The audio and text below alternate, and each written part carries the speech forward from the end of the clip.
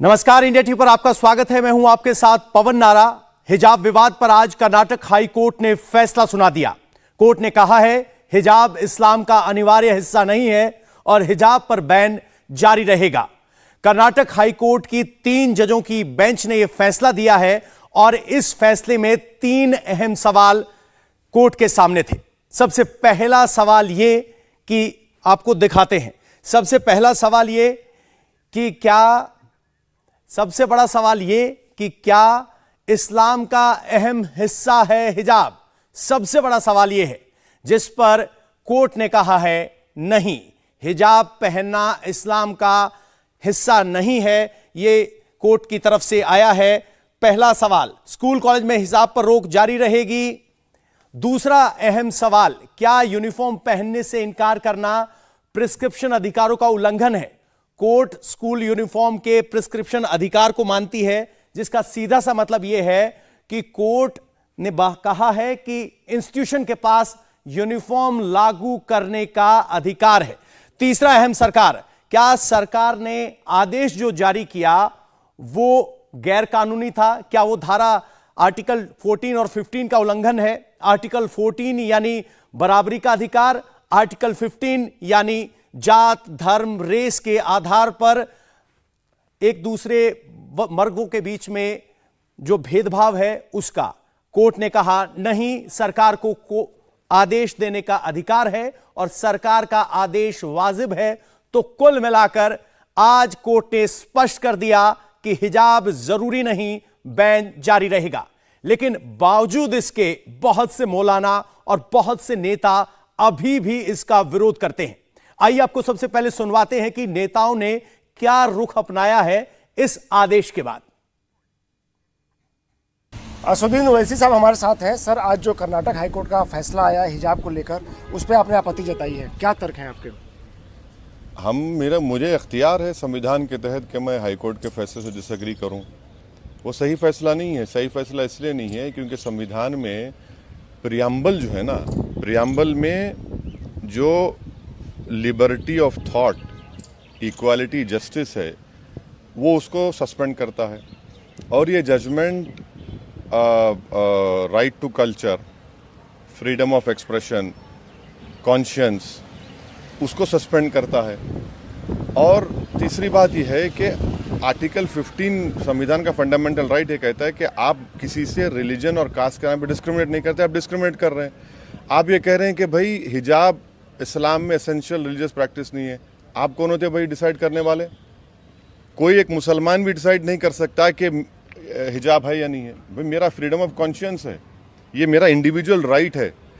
और ये कहते हैं कि यूनिफॉर्म रहेगा तो यूनिफॉर्म भी ठीक है। भाई यूनिफॉर्म पहनने से नहीं मालूम होगा कि कौन अमीर बाप का गरीब बाप की बेटी है, कौन किस जात का है, किस कास्ट का है। और आयरलैंड की सरकार ने जब ये फैसला लिया था कि वहाँ की पुलिस को टर्बन, पगड़ी और हिजाब पहनने की इजाज़त दी, तो मोदी सरकार ने उसका वेलकम किया था। तो इसीलिए हम इन पॉइंट्स के ऊपर जो अभी जो ऑर्डर आया, जजमेंट में पूरा नहीं पढ़े हैं, इसके ऊपर हम इससे डिसएग्री करते हैं और उम्मीद करते हैं कि सुप्रीम कोर्ट में इसको अपील किया जाएगा। और सुप्रीम कोर्ट में साबरीमाला का इशू चल रहा है। मगर ये बड़ी अफसोसनाक बात है कि आप उन मुस्लिम महिलाओं को चॉइस दे रहे हैं, या तो हिजाब पहनो या शिक्षा छोड़ दो। हम ये कह रहे हैं कि शिक्षा से हम हासिल करेंगे ना। और मेरी बेटी के हिजाब पहनने से किसी को हार्म क्या हो रहा है, किसी को तकलीफ क्या हो रही है, बताइए। कोई हम जाके रोड पे धरना दे रहे, चक्का जाम कर रहे कि ट्रैफिक जाम मुझे नहीं है, सर पे हिजाब पहन रहे हैं, उससे आपको तकलीफ क्या हो रही है? हम थ्योरी भी इसमें उसका कोई वायलेशन नहीं होता है। तो इस फैसले के बाद अब इसका इम्पैक्ट क्या देखते हैं, खासतौर जब मुस्लिम महिलाएं हमको इस बात का खदशा है, अप्रिहेंशन है कि जो जहर उगलने वाली तंजीमें हैं जिनको बीजेपी सपोर्ट करती है, वो हर जगह पर मुस्लिम महिला को हिजाब देखेंगे तो हो सकता है कि तंग करेंगे। तंग हो रहे हैं ना, तंग कर रहे हैं, तंग करेंगे कि हाई कोर्ट का जजमेंट आ गया। उनको देखिए, प्रोटेस्ट आपने किया, बीजेपी ने किया, कोर्ट का फैसला आ गया। भाई एसेंशियल रिलीजियस क्या है क्या नहीं है बताइए। मेरी मस्जिद एसेंशियल नहीं है, मेरी दाढ़ी एसेंशियल नहीं है, मेरी हिजाब एसेंशियल नहीं है। फिर ये संविधान में जो फंडामेंटल राइट्स है उसका क्या होगा? इसीलिए सुप्रीम कोर्ट में इसको अपील करनी चाहिए। उम्मीद करते हैं सुप्रीम कोर्ट जब जाएगा, सुप्रीम कोर्ट इन तमाम बातों को गौर करेगा।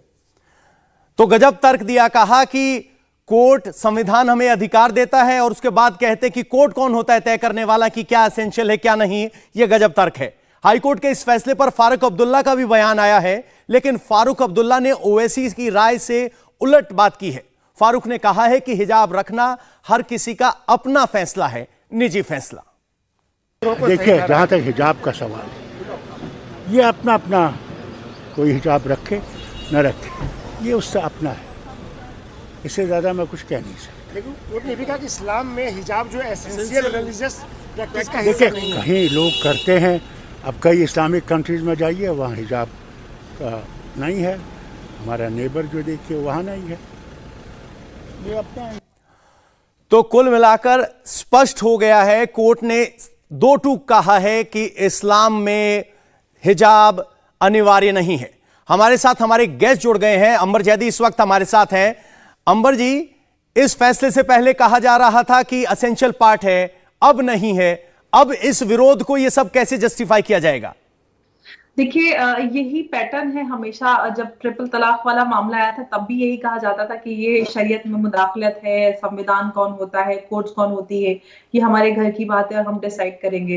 राम मंदिर वाला मामला आया, उसमें भी ऐसा ही हुआ कि हमारी आस्था पे प्रहार है।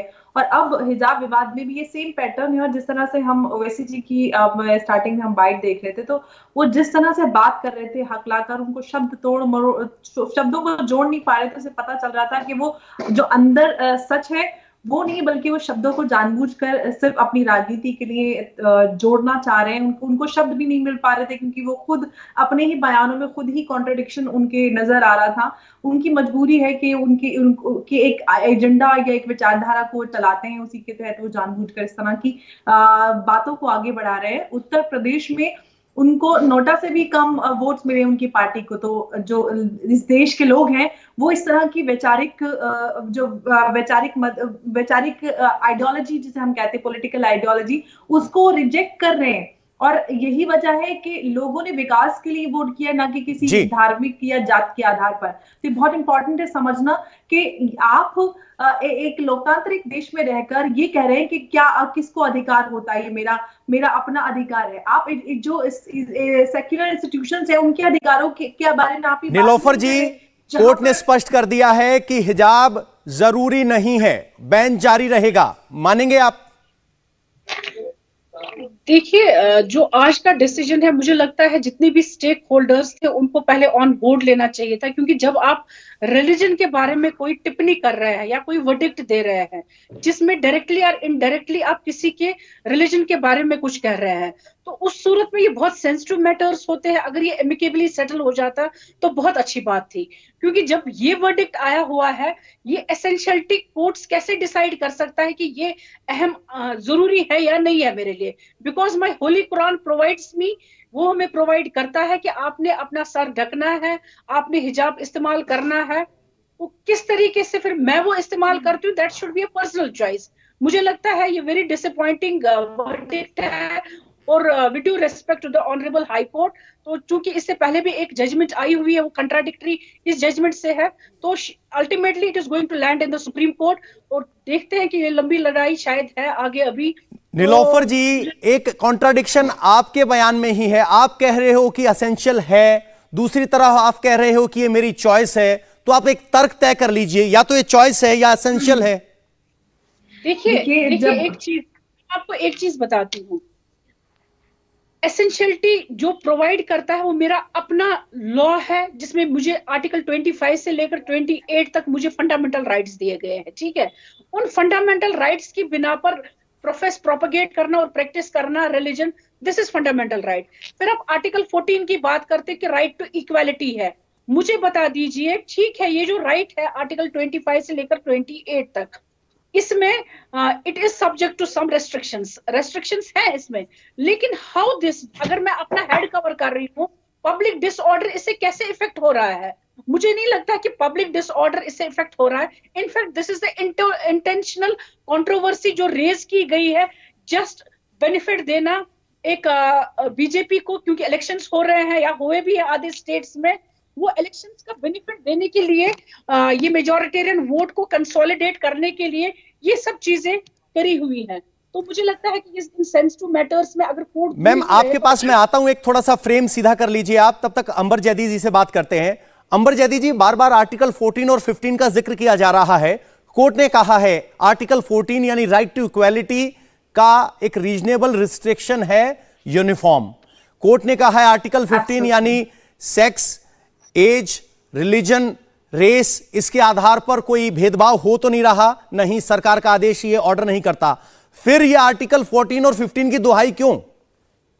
देखिए, मुझे लगता है कि ये रटी रटाई स्क्रिप्ट पे बेस्ड बात करते हैं। अपने ही बयानों में खुद कॉन्ट्रडिक्शन होता है, शब्द नहीं मिलते हैं इनको जोड़ने के लिए। वही ओवैसी जी के बयान में आपने देखा और यही नीलोफर जी के आपने बयान में देखा। ये अपनी राजनीतिक विचारधारा के चलते इस तरह की चीजों का समर्थन करते हैं, क्योंकि हमारे संविधान में सबको बराबरी का अधिकार मिला हुआ है, आर्टिकल 14-15 जिसकी हम बात कर रहे हैं। और एक तरफ हम इनफैक्ट रिलीजियस एजुकेशन इंस्टीट्यूशन को भी चलाने का अधिकार है, आर्टिकल 17 की जिसकी हम बात करते हैं उसमें।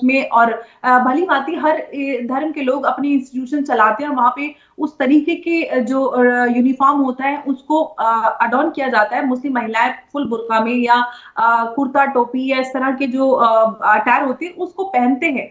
अगर सेक्युलर इंस्टीट्यूशंस की बात आती है, जो संविधान ने उनको अधिकार दिया हुआ है कि वो अपने तरीके से यूनिफॉर्मिटी को मेंटेन करेंगे, ये सेक्युलर इंस्टीट्यूशन की बात होती है। वहां पर यूनिफॉर्म इसलिए लागू होता है कि हर धर्म के लोग आते हैं, धार्मिक एजुकेशन में एक ही धर्म के लोग आते हैं, वहां पे एक जैसे लोग होते हैं, वो एक ही तरह के कपड़े पहनते हैं। जब हम सेक्युलर इंस्टीट्यूशन की बात करते हैं तो सेक्युलरिज्म का सबसे अफसोस की बात है कि हमारे देश में सेक्युलरिज्म की परिभाषा को अपने हिसाब से गढ़ा गया, जबकि सेक्युलरिज्म का मतलब ये होता है कि हर धर्म जाति से ऊपर उठकर आपको देश के लिए एक जैसा रहना है। सेक्युलर इंस्टीट्यूशन जहां पर आपको यूनिफॉर्मिटी मेंटेन करनी है हर धर्म और जात से ऊपर, तो वहां पे जब नियम कानून पहले से प्रिस्क्राइब्ड है संविधान के तहत, वो उसको फॉलो करना सबका दायित्व है। हम संविधान नीलोफर जी, क्या सेकुलरिज्म को अगर हम देखें तो बुर्का सेकुलरिज्म तय करेगा या यूनिफॉर्म सेकुलर ज्यादा नजर आती है? क्या आपको एक इंस्टीट्यूशन में ज्यादा सेक्युलर तस्वीर पेश करता है,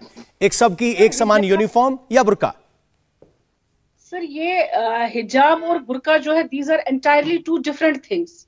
ये बुर्का लगाकर लड़कियां क्लास में नहीं बैठती थी, बल्कि खाली अपना हेड कवर करके वो क्लास में बैठती थी। हिजाब का मतलब कवरिंग योर हेड ओनली, जी बिल्कुल, ताकि बॉटम कवर हो जाता है। बुर्के में कोई वहां पर बैठा नहीं था क्लास में। नीलोफर जी, आपका फ्रेम ठीक नहीं मिल पा रहा है, थोड़ा सा फ्रेम ठीक कर लीजिए, मैं आपके पास आता हूं, इस पे जवाब लेंगे। इसके अलावा अंबर जैदी इस वक्त हमारे साथ बरकरार हैं। अंबर जी, सवाल यह है कि अगर कोर्ट ने फैसला दे दिया तो अब फिर चुनौती की बात हो रही है। ट्रिपल तलाक पे भी यही दलीलें, सुप्रीम कोर्ट तक में जाके मामला सेटल हुआ, तो क्या आपको लग रहा है कि यही दलीलें जब तक सुप्रीम कोर्ट नहीं कह देगा चलती रहेंगी? देखिए, ये बार बार इसी तरह की बात करते हैं हर मुद्दे को। जैसे मैंने स्टार्टिंग में कहा, ये जिद है हिजाब मामले में, मैं स्टार्टिंग से कह रही हूँ, ये सिर्फ और सिर्फ एक जिद है। जब पहले से नियम कानून तय है और दुनिया के किसी भी कोने में यूनिफॉर्म में हिजाब बुर्का नहीं होता है, रिलीजियस आइडेंटिटी को ले जाना अलाउड नहीं है, तो फिर अचानक से इस विवाद को उठाने का मतलब, मकसद साफ नजर आता है कि उत्तर प्रदेश में वोटों के पोलराइजेशन के लिए ये पूरी अटेम्प्ट थी, लेकिन हो कुछ उल्टा ही गया। लोगों ने इस तरह की राजनीति को नकार दिया है और बहुत जरूरी है कि ये लोगों के इशारों को, उनके जो जनादेश है उसको समझे। लोगों ने भली भांति साफ कर दिया है कि इस तरह के किसी भी हथकंडों पे नहीं आने वाले। उनके अधिकारों की, उनकी शिक्षा की बात कीजिए तो लोग शायद इनकी बातों को माने। तो ये जो घिसा पिसा नीलोफर जी, हिजाब की जब आप दलील देते हैं, तर्क देते हैं, तो क्या आपको नहीं लगता आप मुस्लिम महिलाओं के लिए एक सीमा तय करते हैं? बहुत से स्कॉलर ये मानते हैं कि वो हिजाब पहन के अगर पब्लिक लाइफ में है तो बहुत सी ऐसे स्फीयर ऑफ लाइफ से बाहर हो जाती हैं, वो आर्मी में, पुलिस में, जहां यूनिफॉर्म एक तय है। देखिए पवन, जो आप ये बात कर रहे हैं ना, मुझे लगता है पर्सनल चॉइस पर बिना है कि मैं आर्मी में जाना चाहती हूँ या कहाँ जाना चाहती हूँ। लेकिन जब हम पर्टिकुलरली एक रिलीजन की बात करें, अब सीक्वेंस ऑफ इवेंट्स देख लीजिए। ट्रिपल तलाक पर कंट्रोवर्सी, फिर हलाला पर कंट्रोवर्सी, फिर अजान पर कंट्रोवर्सी, फिर नमाज के लिए जो डेजिग्नेटेड 23 प्लेसेस दिल्ली में की गई थी उनको कैंसिल कर लेना। तो इन चीजों के बाद फिर ultimately we land in such a controversy, जो जाकर कोर्ट में हमें डिसाइड करना पड़ता है। जहां पर हम सेक्युलरिज्म की बात करते हैं उसमें आपने हर एक रिलीजन को देखना है। जब हम किसी पर उंगली नहीं उठाते, भाई आप साड़ी लगाकर क्यों आते हैं, या आप टीका जो है या आप तिलक लगाते हैं क्यों लगाकर आते हैं, सिंदूर लगाकर आते हैं, we don't raise these questions. और जहां पर आप बेटी बचाओ बेटी पढ़ाने की बात कर रहे हैं, एजुकेशनल एम्पावरमेंट की बात कर रहे हैं, आप तो रोक रहे हैं लड़कियों को एजुकेशन हासिल करने से, उनको एम्पावर करने से। तो एक तरीके से आप कहते हैं कि आप एम्पावर हो जाए और दूसरे तरीके से आप दरवाजे बंद कर देते हैं। हो सकता है वही एजुकेटेड लड़की कल को चूज करे कि मुझे हिजाब नहीं पहनना है। किसी ने ये नहीं कहा कोर्ट में कि हमें by force we are using this. किसी ने ये नहीं कहा। किसी ने ये नहीं कहा कि मुझे बाय फोर्स पेरेंट्स या कोई मुझे मुस्लिम संस्था या कोई कहती कि आप सर अपना ढको तब जाकर आप स्कूल जा सकते हो। किसी ने ये मांग नहीं वहां पर रखी। शोएब जमई हमारे साथ जुड़ गए हैं। शोएब, कोर्ट ने फैसला दे दिया है कि इस्लाम का एसेंशियल पार्ट नहीं है, इसलिए बुर्के पर बैन जारी रहेगा। मानेंगे आप लोग? कहेंगे, अपील करेंगे कि माने कोर्ट का फैसला?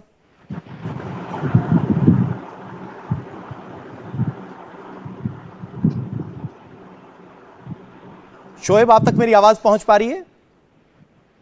जी आवाज पहुंच। कोर्ट ने फैसला दे दिया है। आप मुस्लिम स्कॉलर हैं, क्या आप इंडिया टीवी के मंच से कहेंगे कि कोर्ट का फैसला आया है, इसे मानिए, स्वीकार कीजिए? देखिए, कोर्ट का फैसला आया है, कोर्ट के फैसले का सम्मान जरूर करना चाहिए, लेकिन हाँ, कोर्ट के फैसले से डिसएग्री करने का अधिकार यही संविधान हमें देता है। माफ कीजिएगा, विद ड्यू रिस्पेक्ट, मैं कोर्ट के फैसले से डिसएग्री करता हूं और मैं ये उम्मीद करता हूं कि हायर कोर्ट में के ऊपर जो संविधान की जो बेंच होगी उसमें बेहतर न्याय मिल पाएगा। नंबर 1। नंबर 2, कि जो फैसला आया है उस फैसले को गौर से सबको पढ़ना चाहिए। इस फैसले में लोग अभी कहेंगे कि देखो जी, हाँ हिजाब पे बैन लग गया, हिजाब पे बैन लग गया सब जगह। यही सोच करके जो है लोग कॉलेज में, स्कूल में, हर जगह हिजाब उतरवाना शुरू कर देंगे, खुलवाना शुरू, जबकि ये बात बिल्कुल गलत है, मिस इंटरप्रिटेशन। हिजाब जहां पहले ही स्कूल के क्लासरूम के अंदर कि भाई वहां नहीं पढ़ना है, बस वहीं तक सीमित है। आप स्कूल के कैंपस में हिजाब पहन सकते हैं, कॉलेज के कैंपस में हिजाब पहन सकते हैं, इसमें कहीं पर भी रोक नहीं है। तो अगर कल को कोई मीडिया चैनल पर ये दिखाया जाए कि कैंपस के गेट के बाहर ही लड़कियों को हिजाब से रोक दिया जा रहा है, निकाब खुलवा दिया जा रहा है, तो वो गैर कानूनी और गैर संवैधानिक होगा, यानी कि सीधा सीधा से वो नफरत का एजेंडा होगा, जो कि कोर्ट के फैसले के खिलाफ भी होगा। तो इस बात को समझ लेना चाहिए। ये पिछली बार भी जो कोर्ट का फैसला स्टे ऑर्डर आया था, इसको गलत इंटरप्रेट करके कई स्कूल और कॉलेजों के प्रशासन ने इसको गलत ढंग से। शोएब जमई जी, अभी तक तो जिद यही थी ना कि क्लास में भी हिजाब हो। अब जब बैन लगा है तो उसको स्वीकार करने के बजाय आप कह रहे हो हाँ उसके लिए तो हम कोर्ट में जाएंगे, लेकिन ये बता दें कि ये बैन सिर्फ यूनिफॉर्म के लिए है। तो फिर यूनिफॉर्म की खिलाफत क्यों? यूनिफॉर्म लगाना तो इंस्टीट्यूशन का अधिकार है, सबको बराबर करता है यूनिफॉर्म।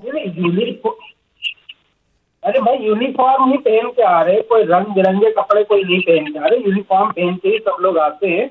बात ये है कि हेड स्कार्फ पहनना है या नहीं पहनना है, या मतलब जो सर ढकती है वो पहन सकती है, नहीं पहन सकती।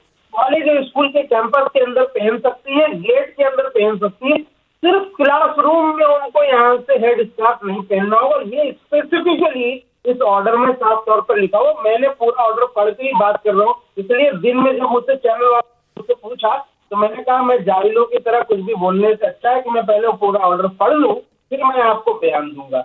आप एक बात और कंप्लीट कर देता हूँ। ठीक है, आपने कहा कि भाई हम लोग, बहुत सारे लोग बीजेपी वाले जो थे वो जीत गए और आप लोगों की तो हार हो गई। सर, हमारी जीत और हार नहीं होगी। ये किसी ने नहीं कहा सर। कौन आपकी हार, कौन बीजेपी जीत? हम तो हिजाब पे बात कर रहे हैं। रुकिए, हमने कभी नहीं कहा ये। आप वोट को हिजाब में मत लाइए, चुनाव खत्म हो गया। मिस इन्फॉर्मेशन फैलाते हैं। एक बात मैं कह दूं, एक पॉइंट में रेज कर दूं। आप एक पॉइंट रेज कीजिए, कम से कम ये मत कहिए कि हम इसको वोट के नजरिए से डिस्कस कर रहे हैं। पवन को आदत है मिस इन्फॉर्मेशन फैलाने की। मैं कह रहा हूं कि वो विक्टिम कार्ड खेलते ताकि लोगों को लगे बड़ा जुल्म हो रहा है। डॉक्टर इंजीनियर बनना चाहती थी, अपने उसके सपने थे, उसके एस्पिरेशन से वो सब चकनाचूर हो गए, उनका करियर दांव पे लग गया। अगर इस बात के लिए आपको खुशी है तो फिर आपको मुबारक। शोएब जमई साहब, हिजाब चॉइस है कि नहीं, आप ये बताइए। हिजाब चॉइस है? आवाज बुलंद करने का दावा करती है, माफ कीजिएगा, इसमें से कोई महिला एक्टिविस्ट नहीं बल्कि भाजपा द्वारा बुलाए गए भाड़े के बाराती है। और भाड़े के देखो, ऐसे आप पर्सनल अटैक ना करें। योगिता जी भी हमारे साथ हैं। योगिता जी, जो हिजाब का विरोध कह रहा है जो करता है, उसको ये कहते हैं कि आप बच्चियों की शिक्षा से रोक रहे हैं। शिक्षा और हिजाब, ये चॉइस क्यों? हिजाब हो या ना हो, ये चॉइस तो समझ में आती है, लेकिन हिजाब और शिक्षा में से कोई एक चुनिए, ये कैसी चॉइस हुई? जी बिल्कुल, ये ब्लैकमेलिंग है। मैं उस चीज में तो बिल्कुल नहीं जाना चाहती हूँ, क्योंकि मैं जो ये कोर्ट का ऑर्डर है वो रिलीजियस बेस पे, फर्स्ट ऑफ ऑल जिसने भी पिटीशन लगाई थी वो गलत लगाई थी, रिलीजियस बेस पे नहीं होना चाहिए था। अगर वो आर्टिकल 15 या कोई और आर्टिकल लगाते, right to choice, right to freedom, definitely वो स्कूल में वर्क नहीं करती है, वो तब भी समझ में आता था।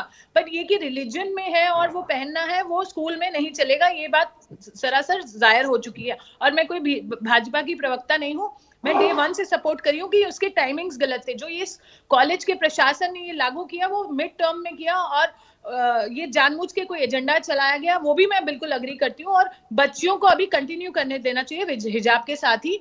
अगर वो हिजाब पहन के आना चाहती है, उनको एग्जाम दे देना चाहिए, पर अगले साल के लिए सर्कुलर दे देना चाहिए कि ये जो कानून, पहले भी मैं यही बोल रही थी कि अब ये कानून लागू होगा, अगले सत्र में कोई हिजाब पहन के नहीं आएगा। थोड़ा सा तो आप बेनिफिट ऑफ डाउट दीजिए, सोशल चेंज है, समय लगता है, आप ओवरनाइट डिक्टेट नहीं कर सकते हैं, इसीलिए उनकी स्टडी डिस्टर्ब होती है, इसीलिए ये जो माहौल बना है वो माहौल बना है। तो दोनों तरफ से मैं बैलेंस आउट करना चाहती हूँ कि दोनों तरफ से गलतियां हुई हैं और इसको सुधारने का मौका है। हम उसमें नहीं पड़ेंगे, क्योंकि देखिए हिंदू मुस्लिम ये सब बहुत हो रहा है इस देश में। इससे अच्छा हमें कोई सोल्यूशन निकाल के कि इसका सोल्यूशन क्या है। देखिए बच्चियां जो हैं, लड़कियों की यूनिफॉर्म में चुन्नी भी है, दुपट्टा भी है। आप देखेंगे पूरे इंडिया में दुपट्टा पहनती हैं लड़कियां। वो दुपट्टा सिर पे आएगा या कंधे पे रहेगा, वो तो लड़कियों की चॉइस है। बट फिर भी इसमें ना जाते हुए मैं इसको रिलीजियस बेस नहीं करना चाहिए, और हमें इसको देखना चाहिए कि एज ए डिसिप्लिन स्कूल में हम कैसे उसको, स्कूल या कॉलेजेस में एज ए डिसिप्लिन कैसे रखें, उस पर ज्यादा ध्यान देना चाहिए। पर अगले सत्र से अभी ये बहुत खराब होगा, एक गलत मैसेज जाएगा बच्चियों के बीच में भी। और ये कोई एक नहीं है, काफी लोगों का समूह है और ये एक प्रैक्टिस चलती आ रही है, इससे समय लगेगा, थोड़ा उनको समय देना चाहिए। अंबर जैदी जी, शोएब जमई कह रहे हैं कि आपने उनको 2 विकल्प दिए, या तो शिक्षा या हिजाब। अगर वो हिजाब चुनती है तो उन्हें शिक्षा छोड़नी पड़ेगी। देखिए, मुझे लगता है शोएब जमई जी को पहले कुरान और संविधान दोनों पढ़ने की जरूरत है, और रादर देन वो किसी पे ब्लेम लगाएं या किसी को भी किसी भी तरह के अलकाबों से नवाजें, उनको पहले जरूरी है कि वो समझे कि वो जिस देश में रहते हैं वहां पर पहले ही सबको freedom of speech and expression and अपना रिलीजन फॉलो, प्रोफेस और प्रीच करने की इजाजत है, और लोग कर भी रहे हैं। लेकिन जब हम सेक्युलर इंस्टीट्यूशंस की बात करते हैं, सेक्युलर इंस्टीट्यूशंस के अधिकार पहले ही तय किए गए हैं, यूनिफॉर्मिटी मेंटेन करनी है। तो सेक्युलरिज्म का मतलब ही होता है कि हर तरह के धर्म, जात और रिलीजियस आइडेंटिटी से ऊपर हर तरह की रिलीजियस आइडेंटिटी को प्रोहिबिट किया गया। तो फिर अचानक से मुद्दा उठाया क्यों गया? और इनिशियल रिपोर्ट जिस तरह की आ रही थी कि इसमें पीएफआई और सीएफआई का हाथ है, और उसके बाद सीएफआई के लोगों ने on camera, on record TV channels पे बात एक्सेप्ट की थी कि हमारा पूरा प्रोटेस्ट रहा, हमने इसको आगे बढ़ाया। और आज कर्नाटक हाईकोर्ट ने इस बात पे मोहर लगा दी है कि उनका इन्वॉल्वमेंट था, ये स्टूडेंट्स सीएफआई के साथ जुड़े हुए थे, और इसी एजेंडा के तहत जब देश में 5 राज्यों में चुनाव चल रहे थे तभी अचानक से इस मुद्दे को उठाते हैं, और आज भी अड़े हुए बैठे कि हम एजुकेशन लेंगे या फिर हम हिजाब लेंगे, और सुप्रीम कोर्ट भी जाएंगे। अभी इन्होंने सिर्फ अपनी कर्नाटक हाई कोर्ट में फर्जियत कराई है, और जब जाएंगे सुप्रीम कोर्ट तो वहां पे और भी सारी चीजें सामने आएंगी कि हिजाब को लेकर इस्लाम और कुरान क्या कहते हैं। तो ये पैटर्न है कि ये हर बार मुंह की खाते हैं लेकिन मानते नहीं है। जरूरी है कि आप सही डायरेक्शन में फोकस करें, महिलाओं की एजुकेशन की बात करें, महिलाओं के अधिकारों की बात करें। मुस्लिम महिलाओं की स्थिति क्या है उसके बारे में कोई बात नहीं करता। हमेशा हिजाब, बुर्का, ट्रिपल तलाक और इस तरह की बात पे समर्थन करने के लिए उतर आते। कभी सही चीजों पे इन लोगों को समर्थन करते हुए देखा है? जो लोग सही बात करते हैं उनको आप भाजपा और आरएसएस का टैग लगा देते हैं। नीलोफर जी, तो आपकी पार्टी के ही नेता है फारूक अब्दुल्ला साहब, वो कह रही है पर्सनल चॉइस का मामला है, बहुत से मुस्लिम देशों में हिजाब नहीं है तो कम से कम यहां इंसिस्ट नहीं करना चाहिए। तो क्या आप अपने नेता की बात से इत्तेफाक रखती हैं? देखिए, जो ये तोड़ मरोड़ कर आप बात कर रहे हैं, उन्होंने ऐसा नहीं कहा कि बहुत से देशों में, उन्होंने कहा at the end of the day ये पर्सनल चॉइस है इंसान की, लेकिन it is mandatory in the Islam. जो अंबर जैदी जी बोल रही है कि आप पहले कुरान पढ़कर आ जाइए, दूसरों को यहाँ पर बोल रही हैं। मुझे लगता है इनको पढ़ना चाहिए कुरान, किस तरीके से उसमें कहा गया मैंडेटरी है। कैसे है मैम, कोई रेफरेंस देंगे आप? पढ़ने के लिए अगर ये कहा गया है कि आप अपना चेहरा और हाथ रख सकते हैं, खोल सकते हैं, उसमें कोई इश्यू नहीं है, लेकिन कम से कम सर ढकना वॉशरूम तक, वो दैट इज वेरी इंपॉर्टेंट। और मैंडेटरी जब प्रोवाइड किया गया है हमारे कुरान शरीफ में, तो इस तरीके की बातें करना कि ये नहीं है मैंडेटरी है, it's not like that, it's not. आप आयत मेंशन कर दीजिए कहाँ पे लिखा है। में आप सूरह अल-नूर आप पढ़ लीजिए, उसमें आप देख लीजिए। आप अगर ये कह रही हैं जी, आप गलत जानकारी दे रहे हैं टेलीविजन पे बैठ। मैम कोर्ट में माना गया है कि वो अहम हिस्सा नहीं है। जो मुस्लिम स्कॉलर से हमारी बात हुई है उन्होंने कहा कि कुरान में 7 जगह हिजाब शब्द का इस्तेमाल है, एक जगह भी महिला के कपड़ों से लेकर आ देना नहीं है उसका। आपको जानकारी है, एक्सपर्ट है इस पर, आप यहाँ पर टिप्पणी कर सकते हैं। हम यहाँ पर आज अगर टिप्पणी कर रहे हैं, अगर हम औरतों की बात कर रहे हैं, ठीक है, आप इतनी हमारी यहाँ पर इतनी हालात खराब नहीं है औरतों के, मुस्लिम औरतों के, कि वो पढ़ी नहीं है। अगर वो पढ़ लिखना चाहती है, आ रही है आगे, तो उनको मौका दे दीजिए। आप तो बड़े बड़े वो दावे करते हैं, आप तो उनको हिजाब में फंसा कर घर में रखना चाहते हैं। यही तो आपकी साजिश है कि मुस्लिम महिलाएं पढ़ लिख कर कंधे से कंधा आगे मिलाकर ना चले, वो घर में बैठे रहे, और आप इसी तरह से आपकी वोट बैंक बंद कर रहे हैं। हिजाब के विवाद पर कोर्ट का फैसला आ गया, लेकिन बहस जारी है। अभी भी कहा जा रहा है कि अगली अदालत में जाएंगे। सुबुई खान हमारे साथ जुड़ गई हैं। सुबुई जी, शोएब जमई कह रहे हैं कि वो इस फैसले से डिसएग्रीमेंट रखते हैं और उस सुप्रीम कोर्ट का दरवाजा जब खटखटाया जाएगा तब उन्हें न्याय मिलेगा।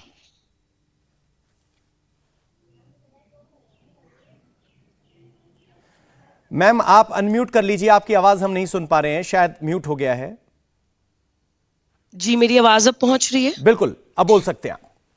जी पवन जी, बहुत अच्छा आपने सवाल पूछा है, क्योंकि ये कोई इत्तेफाक नहीं है, ये इन लोगों का पैटर्न है।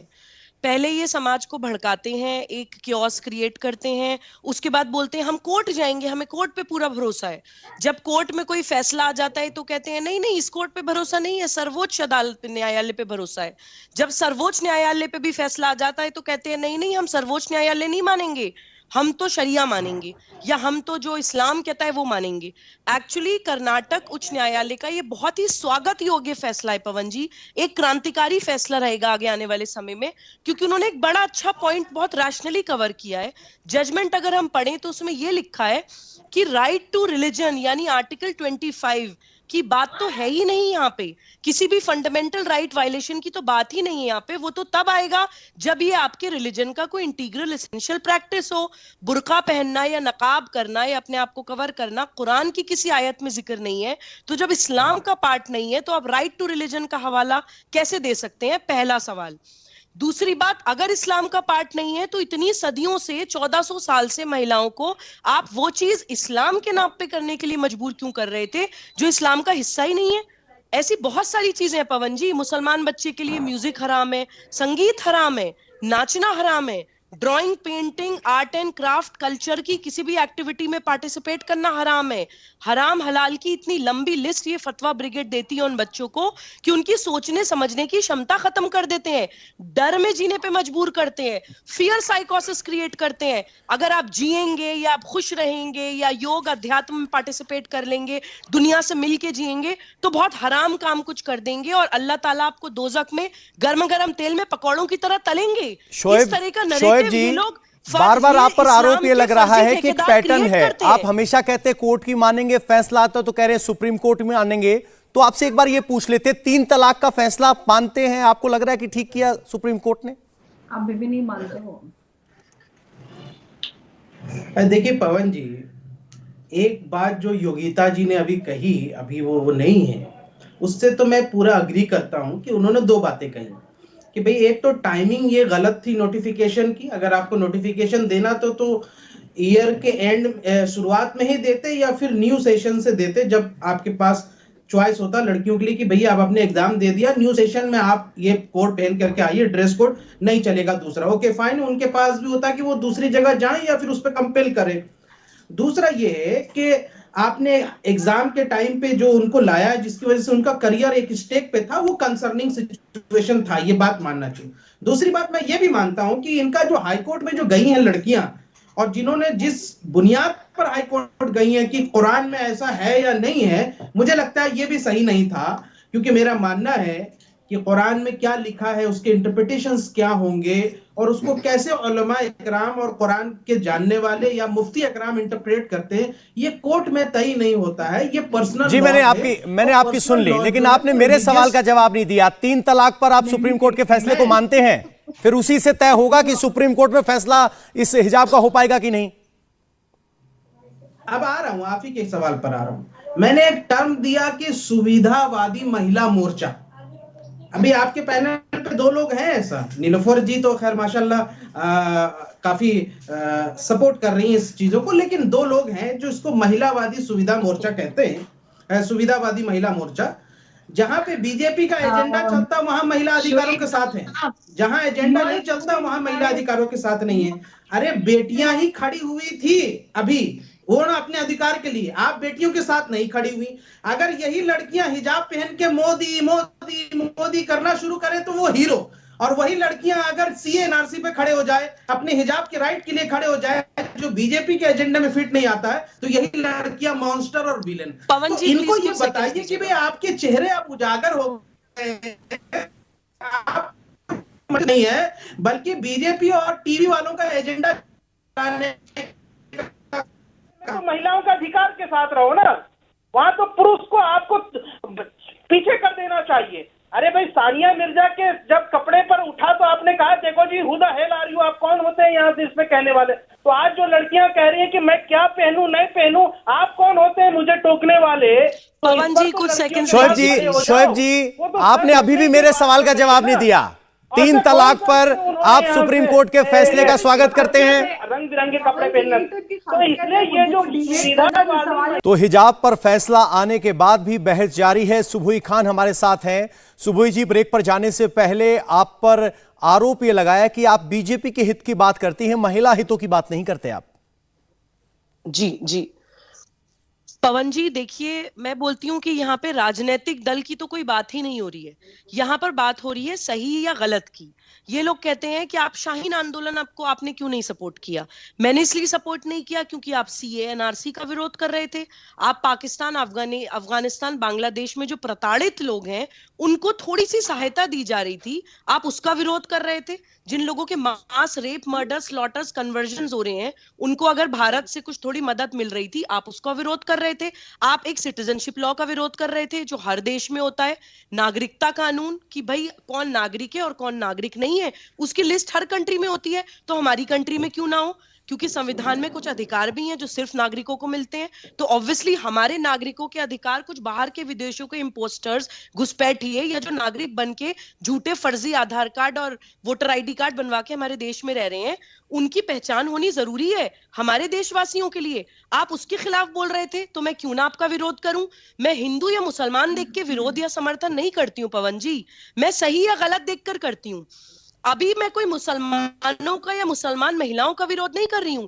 मैं ये कह रही हूं कि जब बुर्का करना कुरान का पाठ ही नहीं है, इस्लाम की प्रैक्टिस ही नहीं है, तो आप मुसलमान बच्चियों को मजबूर क्यों करते हैं। आप मुसलमान बच्चों को खुलकर जीने क्यों नहीं देते, उनको स्वतंत्रता के साथ, स्वाभिमान के साथ जीने का अधिकार क्यों नहीं है। नीलोफर जी, क्या अब आपको नहीं लगता कि जिस तरह की मॉडर्नाइजेशन दुनिया में देखी जा रही है, मुस्लिम समाज में भी वो मॉडर्नाइजेशन आए, उसके लिए इस वर्डिक्ट का इस्तेमाल किया जा सकता है, क्योंकि ये वेटेड वर्डिक्ट है, 3 जजों की बेंच ने दिया है।